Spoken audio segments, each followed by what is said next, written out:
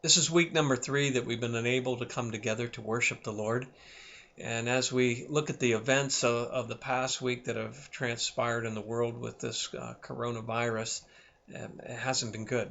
We've seen the numbers increase in Europe on a daily basis, and as far as the deaths go, continues to increase daily, not just in Europe but also in the United States. There's been other political things that have transpired and moves that have been made by government leaders that are very disturbing. And so we'll need to take a look at that in another video. But this morning, I want us to take a look here at Psalm 91 and be encouraged and just be reminded again about us not taking our eyes off the Lord and making Him our shelter. And so this morning, as we look at this psalm, I want us to realize a few things about it. First of all, we don't know who the writer of this psalm was. And then we have to understand that throughout the Psalms, as this is written in Hebrew poetic form, oftentimes we'll see a lot of emotion that is displayed in the Psalms. The Psalms are not exactly a place where you want to go to take your practice or from, so to speak, but it's things that we can learn here about the Lord and, of course, just about our response emotionally to Him. Realizing that He who's dwelling right inside of us knows exactly, matter of fact, He knows better than how we know we're feeling. And so He knows all our emotions and He knows exactly how we feel, and it's a tremendous comfort. And so the scriptures, particularly the Psalms, help us to express some of that. In Psalm 91, the individual that penned this seems to be facing, again, a difficult circumstance, situation, in which his enemy is after his life. And so the things that he states here are quite interesting. We begin by reading there in verse 1, that he who dwells in the shelter of the Most High will abide in the shadow of the Almighty. I will say to the Lord, or Yahweh, my refuge and my fortress, my God, in whom I trust. For it is He who delivers you from the snare of the trapper and from the deadly pestilence. He will cover you with His pinions, and under His wings you may seek refuge. His faithfulness is a shield and a bulwark. You will not be afraid of the terror by night, or of the arrow that flies by day, or of the pestilence that stalks in darkness, or of the destruction that lays waste at noon. 1,000 may fall at your side, and 10,000 at your right hand, but it shall not approach you. You will only look on with your eyes and see the recompense of the wicked. For you have made the Lord, Yahweh, my refuge, even the Most High, your dwelling place. No evil will befall you, nor will any plague come near your tent. The writer of this psalm describes God in some remarkable ways. And the first thing that we want to see there is in verse 1 when he says that he who dwells in the shelter of the Most High will abide in the shadow of the Almighty. There's a picture of not just coming casually into the presence of the Most High, but it's dwelling in the shelter. It's coming and it's staying, and it's keeping one's focus in the presence of the Lord Himself. It's coming into His presence, that He is the shelter. He is the protection that we need all the time. There's a couple things that is transpiring here. The Most High, Elyon in the Hebrew, has the idea that this is God who is over all. He is the sovereign one over all that transpires. And it's a good reminder to you and me that the events around us aren't new to God in any way, shape, or form. He was well aware of them a long, long time ago before they ever even transpired. And so He's always always aware of every emotion, every event of every individual in this entire world at every moment. And he was well aware of it a long time ago. And so God is not limited to time, but he's beyond time. And he knows exactly what the future is going to hold. And the writer here says that if we take and we dwell, we come into the dwell in the shelter of the Most High, we're going to abide in the shadow of the Almighty. Another word being used here to describe God's greatness, God's power, that he is the Almighty, and that there is nobody like him. And so the sovereign who is all powerful, and if we take and we dwell in his presence, if we take and spend our time with him, we're going to be in the shadow of this incredible, incredible being.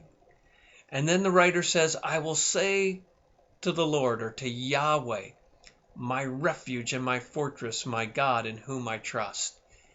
And so the writer is reaffirming, as he reflects upon the characteristics of our marvelous God, he says, I will say to the Lord, Yahweh, which is the covenant God of Israel, the one who keeps his promises, the one who cannot lie, the one who keeps Israel. He says, my refuge and my fortress, his place of hiding, and then a castle.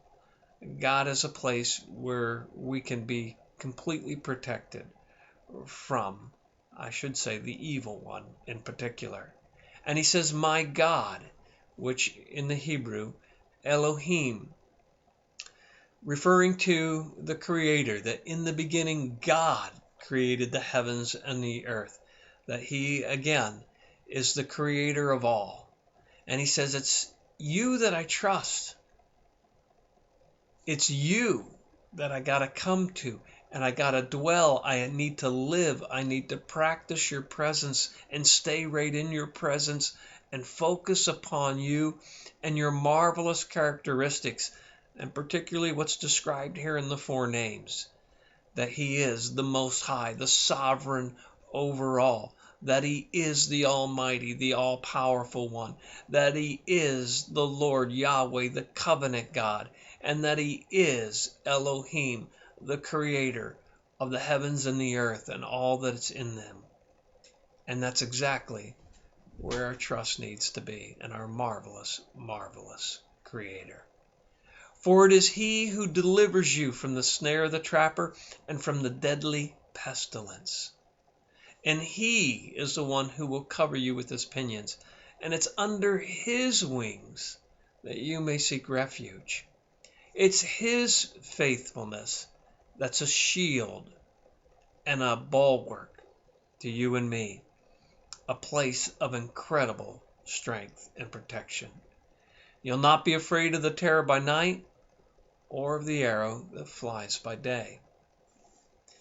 We can find tremendous comfort in the reality that Jesus is our sovereign over all creation.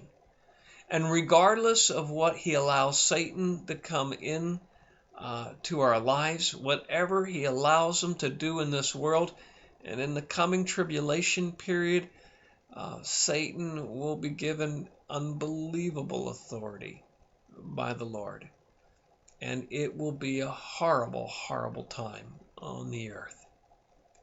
It's the story that God is writing, and we got to realize that he's the sovereign one, and he has his purposes in all that he allows to transpire in our lives and in this world, including this virus, whether it's been man-made, whether it's coming from Satan, or whether it's coming from God.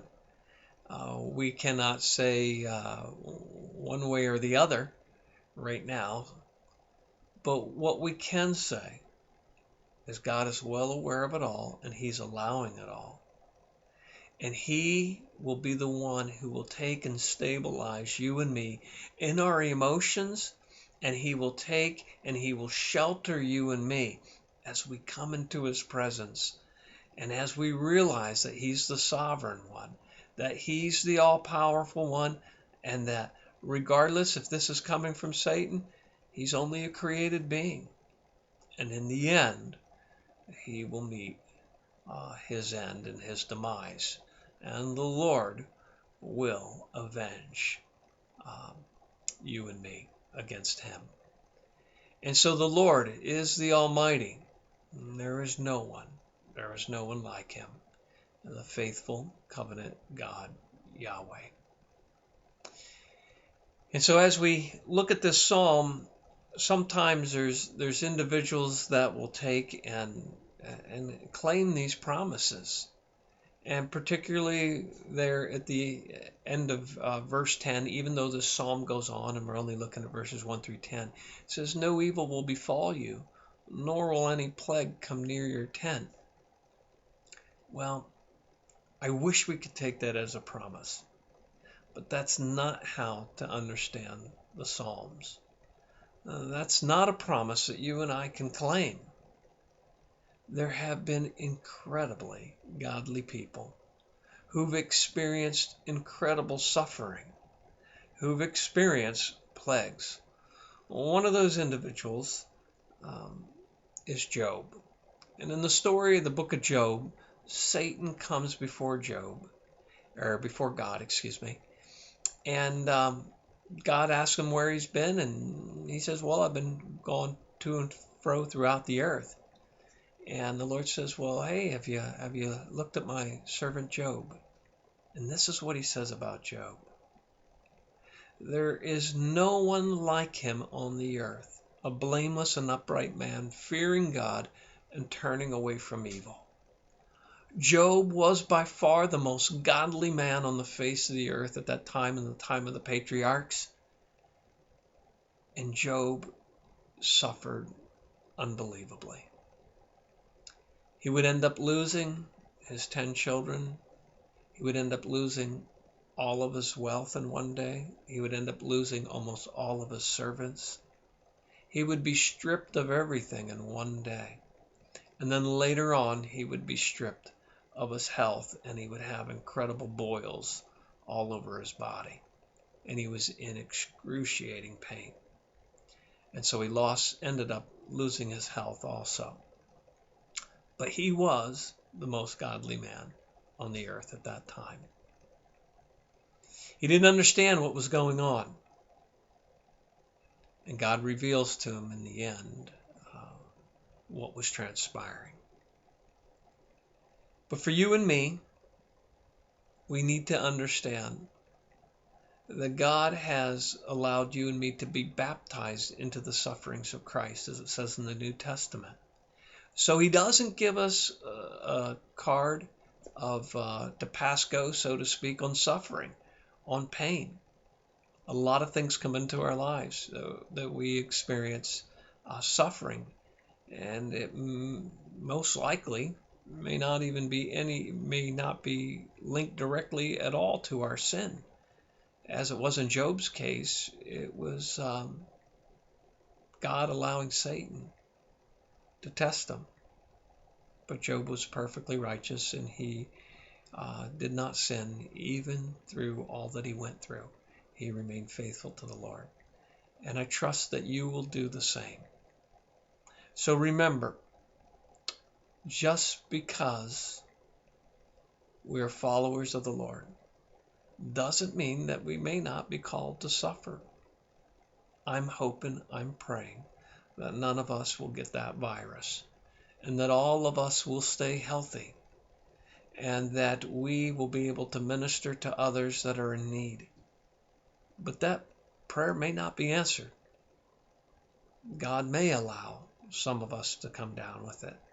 He may even call some of us into his presence. We don't know. Time will tell. But the most important thing is to dwell in the shelter of the Most High, the one who loves you and me infinitely, the one who stays faithful to you and me. No matter how we respond to him, he stays faithful to you and me. He cannot leave us. He cannot forsake us. His love never changes. Yes, he's always there. Yes, he's even touched by the feelings of our infirmities. And so he is an amazing, compassionate, and an amazing, intimate creator with you and me. Trust him. Dwell in the shelter of the Most High. He is your protection to keep you faithful, to keep you spiritually strong, maybe not physically. And in that spiritually strong point, he will also help you in your emotions to keep them strong. Nothing wrong with crying, nothing wrong with sorrowing, but it's a godly sorrow, a godly mourning that God is looking for from you and me. And not one without hope, but one with assurance that he never leaves us, that he never forsakes us. Continue to make him your shelter through the storm.